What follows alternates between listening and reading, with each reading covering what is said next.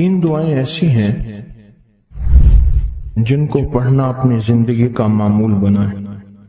ان کے فوائد، ان کے فضائل، ان کی برکات اور ان کے کمالات زندگی میں بہت زیادہ ضروری ہیں، اور آج کے فتنوں کے دور میں ان کی برکات ہماری زندگی کی، ہمارے دن رات کی اشد ضرورت ہے.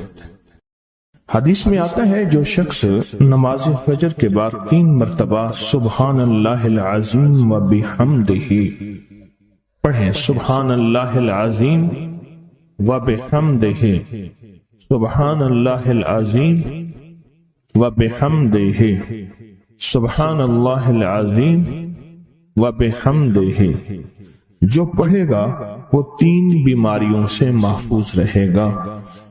اندھا نہیں ہوگا، کوڑ جلدی بیماریاں نہیں ہوں گی، اس کو جلد کی کوئی بیماری نہیں ہوگی، معذور نہیں ہوگا، فالج نہیں ہوگا. انسان ساری زندگی ایک دعا کرتا ہے، مولا بستر چارپائی کا محتاج نہ کرنا، کسی بندے کا محتاج نہ کرنا، منجے اور بندے کسی کا محتاج نہ کرنا. جو شخص فجر کی نماز کے بعد جیسے کہ تسبیح خانے میں اس کا اہتمام اس لیے کرایا جاتا ہے کہ یہ ہماری طبیعتوں، مزاجوں، بولوں اور جذبوں میں آ جائے اور ہم اس کو روزانہ پڑھنے والے بن جائیں اور روزانہ پڑھنا اس کو اپنا معمول بنائیں. سبحان اللہ العظیم و بحمدہ، سبحان اللہ. اور ایک اور حدیث میں ہے کہ 2 کلمے ایسے ہیں جو اللہ کو بہت محبوب ہیں، زبان پر ہلکے ہیں، اعمال میں بہت وزنی ہیں، ترازو میں بہت وزنی ہیں. اور وہ 2 کلمے کیا ہیں؟ سبحان اللہ العظیم و بحمدہ. اور آقا کا فرمان ہے، جس نے کہا سبحان اللہ العظیم و بحمدہ اس کے لیے جنت میں کھجور کا ایک درخت لگ گیا، اور جس کے لیے لگا تو پھر وہاں جائے گا، کھائے گا. لگا میرے لیے، کھائے کوئی اور. سوچیں، جنت میں کھجور کا درخت لگا ہے تو اللہ پاک پھر اپنی رحمت اور قدرت کاملہ سے اس کو بھیجے گا اور وہ انشاءاللہ کھجور کھائے گا. یہ دعا اس لیے پڑھتے ہیں، ایک تو بیماریوں سے حفاظت، اندھے پن سے حفاظت، معذوری سے حفاظت، جلدی بیماریوں سے حفاظت. ایک تو اس لیے پڑھتے ہیں، اور ایک اس لیے پڑھتے ہیں کہ اس کے ایک دفعہ پڑھنے سے جنت میں اللہ کھجور کا ایک درخت لگا دیتا ہے.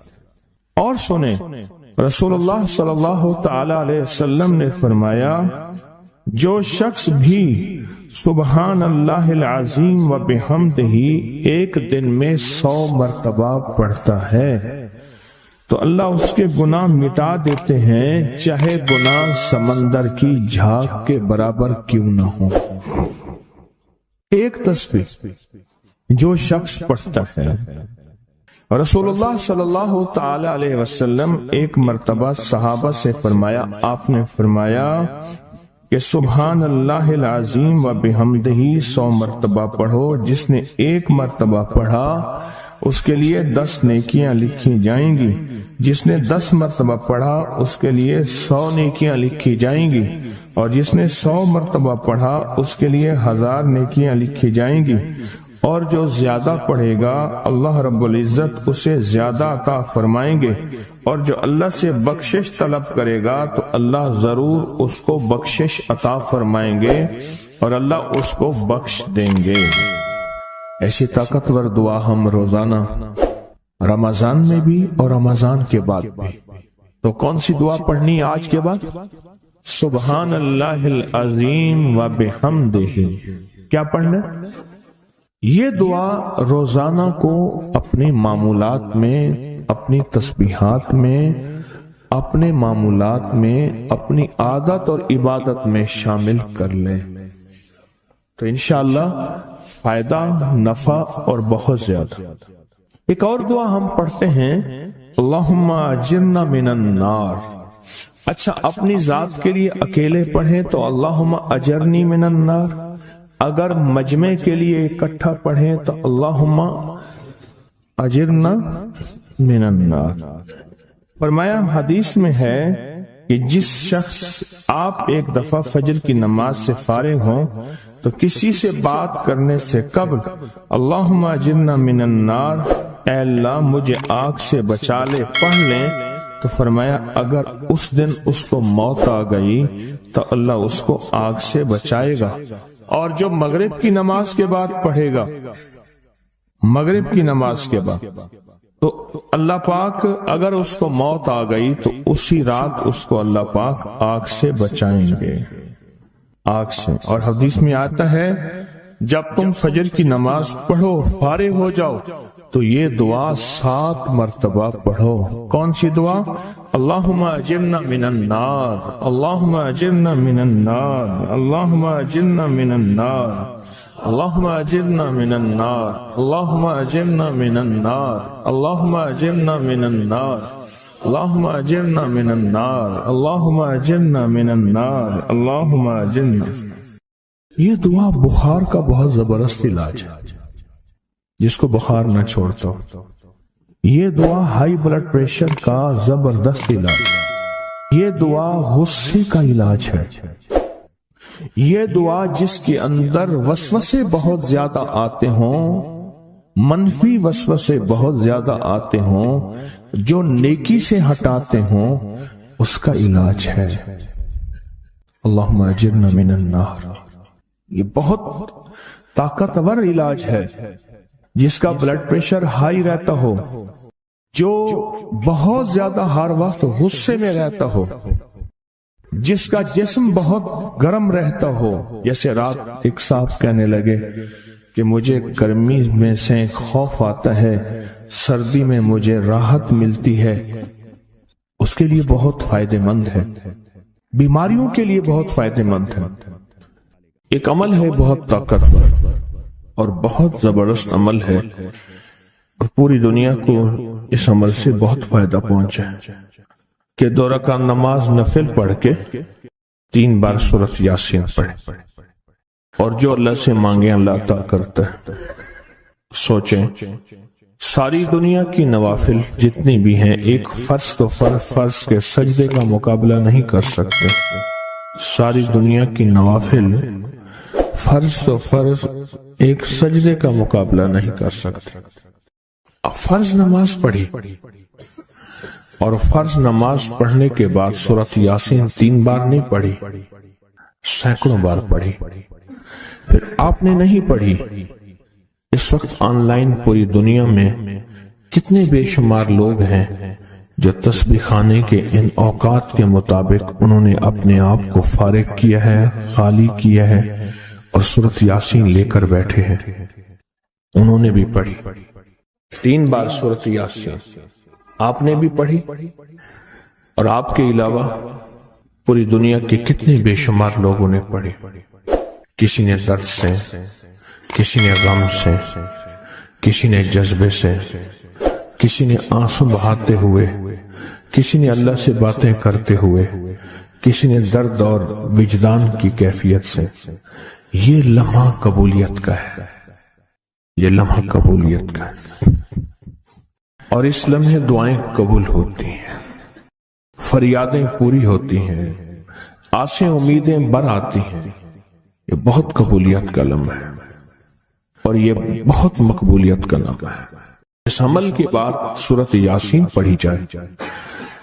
انفرادی پڑھنے سے 3 بار تو فائدہ ہوتا ہے۔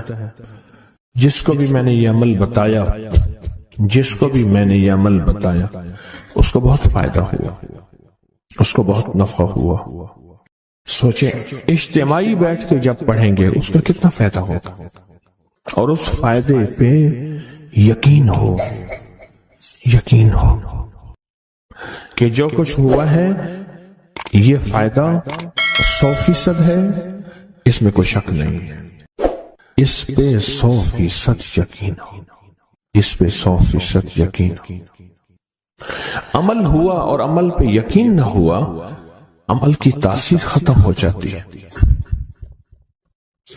عمل ہوا اور عمل کے اوپر اعتماد نہ ہوا، عمل کا فائدہ ہواؤں میں تحلیل ہو جاتا ہے.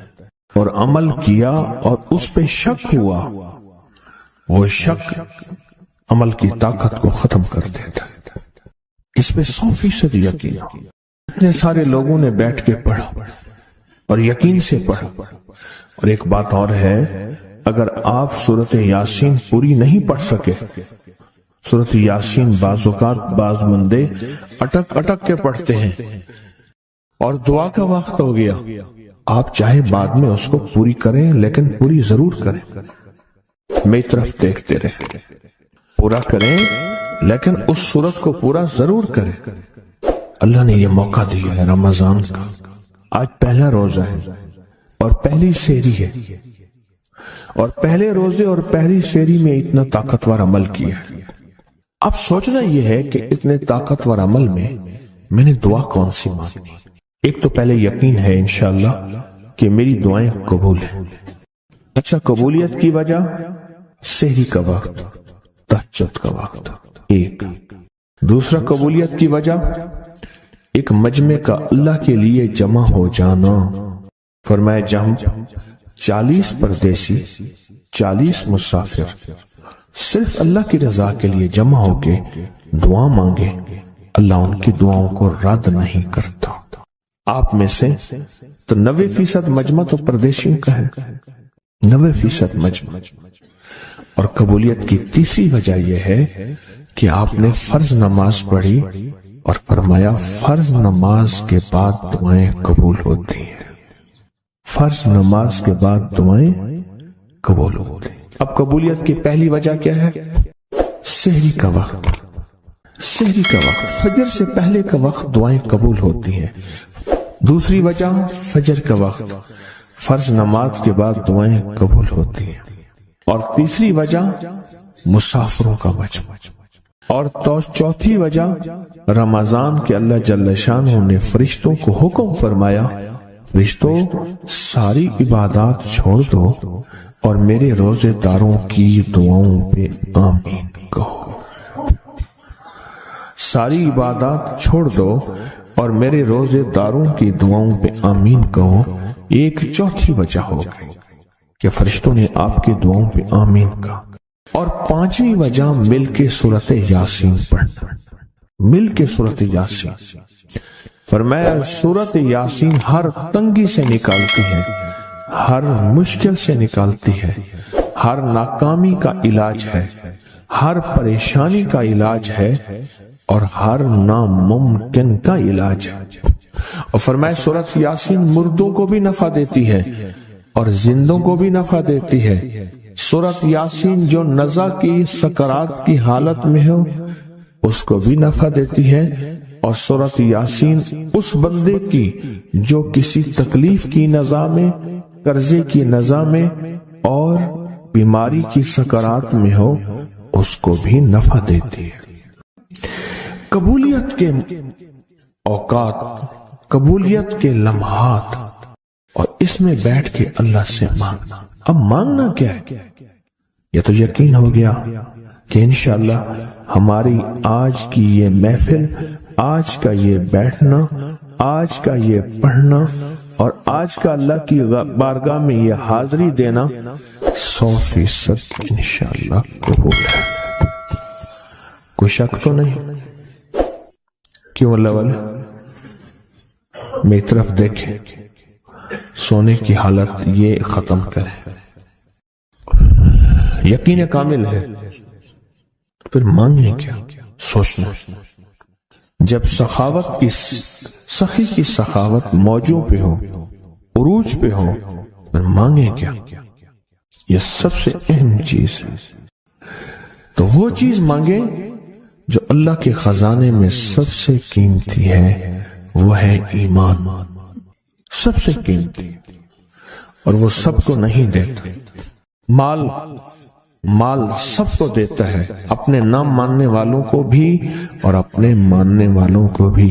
اپنے دوستوں کو بھی بلکہ اپنے دشمنوں کو زیادہ دیتا ہے، زیادہ دیتا ہے، مال اپنے دشمنوں کو زیادہ دیتا ہے، اور بعض اوقات اپنے دوستوں کو بھی زیادہ دیتا ہے، جیسے انبیاء میں سے حضرت سلیمان، حضرت داؤد، حضرت یوسف علیہ السلام، جیسے صحابہ میں حضرت عثمان غنی، عبد الرحمن بن عوف اور بے شمار صحابہ، اولیاء میں سے حضرت پیران پیر شیخ عبد القادر جیلانی اور بڑی بڑی ہستیاں۔ اللہ اس لیے دیتا ہے کہ یہ مومن یہ نہ سمجھے، تو سب سے پہلی چیز جو اللہ سے مانگنی ہے وہ ایمان مانگنا ہے۔ ساری دنیا مل گئی، سارا مال مل گیا، ساری حکومتیں اور ساری چیزیں ملی، ایمان نہ ملا تو ہم گھاٹے میں رہ گئے۔ ہمارا سودا گھاٹے کا سودا تھا، ایمان نہ ملا۔ اللہ سے سب سے پہلے ایمان مانگنا۔ جو بندہ ساری عمر جو چیز مانگتا ہے، غور سے دیکھنا، غور سے سمجھنا، ساری عمر جو چیز مانگتا ہے، جو بندہ ساری عمر جو چیز مانگتا ہے، ساری عمر جو چیز مانگتا ہے، جو بندہ ساری عمر جو چیز مانگتا ہے، اگر نہ ملی، اللہ سچی طلب کی بنیاد پہ آخری وقت میں وہ چیز عطا فرماتے ہیں۔ حضور سرور کونین صلی اللہ علیہ وسلم کا فرمان ہے، از انس بن مالک کی روایت ہے کہ لوگوں سنتے ہو، جو شخص کسی چیز کے سے متعجب ہو کر سنے، غور سے سنے۔ انہوں نے فرمایا، لوگوں سنتے ہو، جو کسی شے سے متعجب ہو کر لا الہ الا اللہ کہتا ہے، اللہ ہر حرف کے مقابلے میں ایک ایک درخت پیدا کر دیتے ہیں جس کے اتنے پتے ہوتے ہیں جتنی دنیا میں دن، اور ہر پتا اس کی قیامت تک کے لیے اس کے لیے مغفرت کرتا ہے اور تسبیح پڑھتا ہے۔ متعجب ہوا، ہاں لا الہ الا اللہ، اچھا فلاں جیت گیا، واہ لا الہ الا اللہ، فلاں ہار گیا، اچھا فلاں بندے کے ساتھ یہ ہوا، فلاں واقعہ یہ ہوا۔ متعجب ہو کے کیا پڑھا؟ لا الہ الا اللہ، بس اتنا سا لفظ پڑھا، اور اتنے سے لفظ پڑھنے پہ اب وعدے سوچیں، کیا وعدے ہیں؟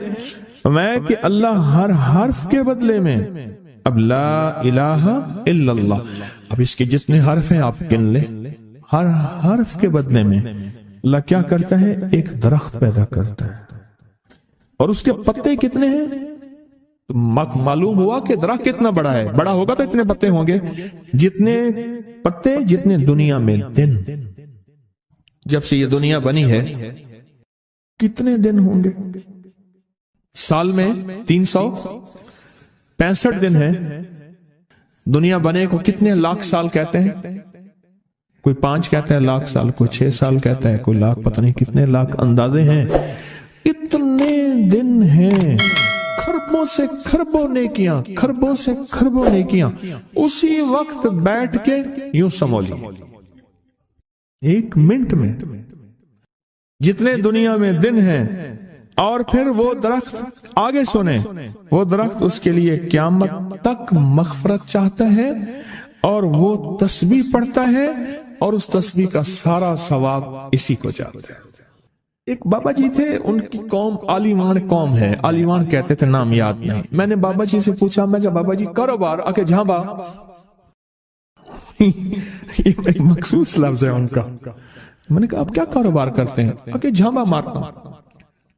جھانبا اصل میں کہتے ہیں درخت کا ایک بہت بڑا لڑا اور شاخ ہو، اس کو جب گھسیٹیں گے تو اس کے ساتھ پتے، چیزیں، شاخیں، تنکے، بہت سی چیزیں اکٹھی ہو کے، سمجھ گیا نا، اس کے ساتھ آتی ہیں۔ اس کو آپ گھسیٹتے جائیں، جو کچھ دھاگا پڑا ہے، رسی پڑی ہے، شاپر پڑا ہے، لفافہ پڑا ہے، اسی کے ساتھ سمیٹتے آئیں گے، تو وہ بہت سی چیزیں ساتھ لے آتا ہے۔ میں نے اس سے پوچھا کاروبار کیا ہے؟ کہہ رہا بس میں جھانبا برینا، بس والوں نے بات۔ وہ جھانبا کیا تھا؟ وہ 3 چیزیں بیچتا تھا، بازار کے ایک کونے سے دوسرے کونے تک۔ دانتن نہیں ہوتا یہ خواتین، اس کے گلے میں ہوتا تھا، ساتھ ایک قطر ہوتا تھا، ایک وہ بیچتا تھا، دوسرا عطر ہوتا تھا، جس کو بارے کہتا کپڑا پھٹ ونجے خوشبو نہ ونجے، اس کے بعد میں الفاظ تھے کپڑا پھٹ جائے خوشبو نہ جائے۔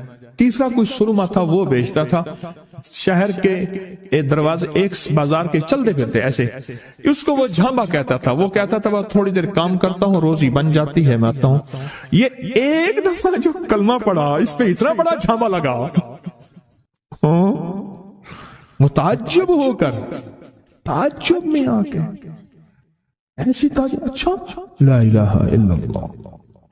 اللہ پاک فرماتے ہیں جا تیرے ہر حرف کے بدلے، لا الہ الا اللہ کے کتنے الفاظ ہیں میں 12 تقریباً کہہ رہے ہیں آپ، کوئی مجھے 100% بتائے 12۔ اگر 12 بھی ہے تو ایک 12 پہ ہر حرف پہ کتنے درخت؟ ایک درخت، اور درخت کتنا بڑا؟ اتنا بڑا کہ اس کے پتے اتنے ہیں جتنے کائنات کے دن ہیں، عدد خلقہ ورضا نفسہ وزینت عرشہ ومداد کلماتہ، جی 12 اس کے حرف ہیں۔ تو آپ نے تو بیٹھے بیٹھے کمائی کر لی۔ یہ مومنانہ مزاج ہے، مومن چلتے چلتے اپنی آخرت کی کمائی کرتا جاتا ہے، چلتے چلتے اپنی آخرت اپنی دنیا۔ اچھا پھر ایک اور فائدہ ہوگا، جتنی اس کے لیے درخت پتے تسبیحاں کریں گے اتنا اس کی نیکیوں میں اضافہ ہوگا، اور جتنا نیکیوں میں اضافہ ہوگا اس کی رحمتوں کے یہ نور میں آتا جائے گا، اور جتنا نور میں آتا جائے گا اس کی بلائیں آفتیں مصیبتیں ٹلتی جائیں گی، اور جن بلاؤں آفتوں مصیبتوں کو جادو جنات نظر بد بیماریاں تکلیفیں حادثات گلیاں بند ہونا راہیں بند ہونا رزق بند ہونا صحت بند ہونا مشکل، یہ سب ایسی ٹلتی اور کٹتی اور ہٹتی جائیں، ایسی ہو جائیں۔ فرمایا کہ ایک شخص نے عرفات میں وقوف کیا، اس کے ہاتھ میں 7 کنکریاں تھی، اس نے کنکریوں سے مخاطب ہو کے کہا اے کنکریوں تم میری گواہ ہو اس بات کی کہ اللہ کے سوا کوئی معبود نہیں اور اس کے محمد صلی اللہ علیہ وسلم اللہ کے رسول ہیں۔ اپنے ہاتھ سے انہیں پھینک دیا۔ اس رات دیکھتا ہے کہ قیامت قائم ہے، اس کے گناہ نیکیوں سے زیادہ ہیں، اور پر خدا نے اس کو دوزخ میں لے جانے کا حکم دیا، لیکن دیکھا تو ان کنکریوں نے دوزخ کے دروازے بند کر دیے۔ سارے دوزخ کے محافظ کارکن جمع ہو گئے ایک پتھر کو ہٹانے پہ، پر وہ کنکریوں کا پتھر اتنا بڑا پتھر بن گیا کوئی ہٹا ہی نہیں سکتا، اور عاجز آ گئے۔ پھر لوگ اس کو عرش کے نیچے تک پکڑ کر لے گئے، یہ پتھر بھی سفارش کرتے ہوئے اس کے پیچھے پیچھے ہو لیے۔ پھر آخر اللہ نے اس کو جنت میں جانے کا حکم دیا، تو پھر یہ سارے پتھر جنت کے دروازوں میں آگے جا پہنچے، اور ہر پتھر کہنے لگا اے اللہ میری طرف سے اس کو جنت میں داخل کر دے۔ ہر پتھر سفارشی بن گیا۔ ہے کہ جو بندہ سارا دن ذکر کرتا ہے، جو درخت ہوتا ہے وہ اس کے لیے قیامت کے دن گواہی دے گا، پہاڑ ہے وہ گواہی دے گا، پتھر ہے وہ گواہی دے گا، زمین ہے وہ گواہی دے گا، حتیٰ کہ یہاں تک فرمایا کہ وہ پہاڑ جھومتا ہے، وہ جگہ جھومتی ہے جہاں اللہ کا ذکر ہوتا ہے اور جھومتی ہے، اور دوسرے پہاڑوں دوسری جگہوں پہ فخر کرتی ہے کہ مجھ پہ وہ بندہ آیا ہے جو اللہ کو یاد کر رہا ہے۔ حتیٰ کہ جو بندہ اللہ کو یاد نہیں کرتا، چیونٹیاں اس کی منتیں کرتی ہیں، کیڑے مکوڑے سانپ مچھلو مچھلیاں اس کی منتیں کرتی ہیں اللہ کو یاد کر لے ورنہ عذاب آئے گا، عذاب میں جہاں تو رگڑا جائے گا وہاں ہم بھی رگڑے جائیں گے۔ ایک بندہ تھا، وہ لوگوں کے سامان اٹھاتا تھا، اس کے پر خچر ایک جگہ سے دوسری جگہ لے جاتا تھا، نمازی نیک آدمی تھا، غریب مزدور تھا۔ ایک دفعہ ایک لولا لنگڑا بندہ آیا اور کہنے لگا مجھے اپنے خچر پہ بٹھا کے فلاں جگہ پہنچا دے، اتنے پیسے تجھے دوں گا۔ پیسے بھی معقول تھے۔ اس نے خیر اس کو پکڑا، سہارے سے بٹھایا، چلتے چلتے نا 2 راہیں آ گئے، 2 راہیں۔ ایک راہ وہ تھی جہاں ساری دنیا جاتی تھی، ایک راہ وہ تھی جو سنسان تھی۔ وہ معذور آدمی کہنے لگا اس سنسان راستے کی طرف چل، سنسان راستے۔ انہیں کہ میں تو ادھر سے جاتا ہوں، میرا معمول تو ادھر ہے، میں تو ادھر نہیں جاؤں گا۔ انہیں کہ مجھے راستے کا پتہ ہے، تو چل، یہاں سواری کا گھاس بھی ملے گا، پانی بھی ملے گا، اور راستہ بھی بالکل مختصر ہے۔ ٹھیک ہے۔ آگے گئے تو وہ ایک وحشتناک جنگل آیا، اور وہ جو بندہ تھا معذور وہ ایک دم خچر سے اترا اور وہ ٹھیک ٹھاک تھا، اس نے خنجر نکالا اور اس کو قتل کرنا چاہا۔ تو اس نے کہا مجھے قتل نہ کر، تیرا مقصد مال ہے، چیزیں ہیں، مجھے چھوڑ دے۔ انہیں کہ نہیں، میرا اصول ہے، یہ دیکھ لوگوں کی کھوپڑیاں پڑی ہیں ہاں، انہیں میرا اصول ہے، میں پہلے بندہ مارتا ہوں پھر اس کا سامان لیتا ہوں، میرا اصول ہے۔ اس نے کہا کہ نہ کر منتیں کی انہیں۔ اچھا اس نے کہا مجھے 2 نفل پڑھنے دے۔ ہنس کے کہنے لگا اور بھی بڑے آئے تھے 2 نفل پڑھنے والے، تو بھی پڑھ لے۔ اب یہ 2 نفل کے لیے کھڑا ہوا، اوپر ظالم خنجر لے کے تقاضا کر رہا کہ جلدی کر، میں نے تمہیں قتل کرنا ہے، میرا اصول ہے۔ اسے کچھ سمجھ نہیں آ رہی، تو ایک دم اس کے اندر منہ میں زبان آئی، امن یجیب المضطر اذا دعا۔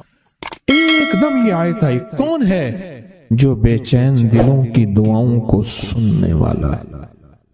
کون ہے جو بے چین دلوں کی دعاؤں پہ پہنچنے والا ہے؟ کون ہے جو بے چین دلوں کی دعاؤں کو قبول کرنے والا ہے؟ بس یہ آیت کہی اور نفل بس پڑھ ہی رہا تھا تو وہ تقاضا کیا، اس کا خنجر بڑھنے لگا تو ایک آواز آئی، رک جاؤ۔ آسمانوں سے آواز آئی، رک جاؤ، کڑکدار خوفناک آواز تھی۔ تو یہ جو خچر سوار تھا یہ رک گیا، پھر آگے بڑھنے لگا، پھر دوسری بار آواز آئی، رک جاؤ، پھر بڑھنے لگا۔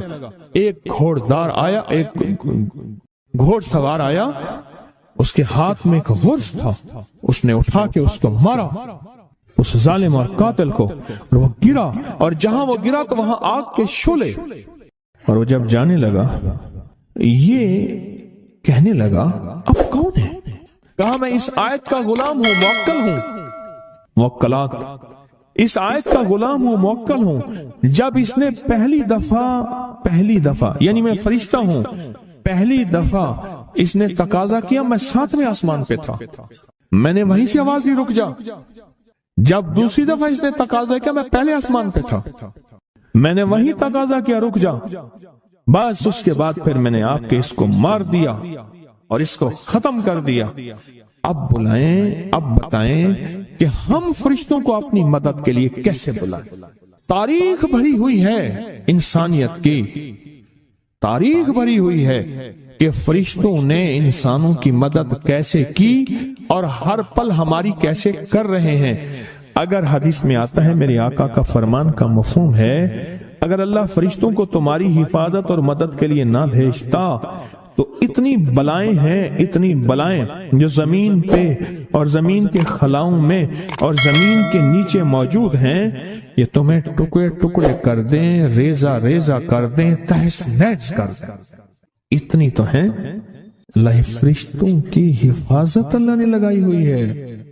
اچھا ڈیوٹی بھی تو پہلے موجود ہے، ایک ہے نا ان کو نئی ڈیوٹیاں دینی، ڈیوٹی تو پہلے موجود ہیں، تو کیوں نہ ان کو ایسا قرب، ایسا تعلق، ایسی ترتیب بنائیں کہ ڈیوٹی پہ تو پہلے سے موجود ہے، وہ ہماری مدد کو آ جائے۔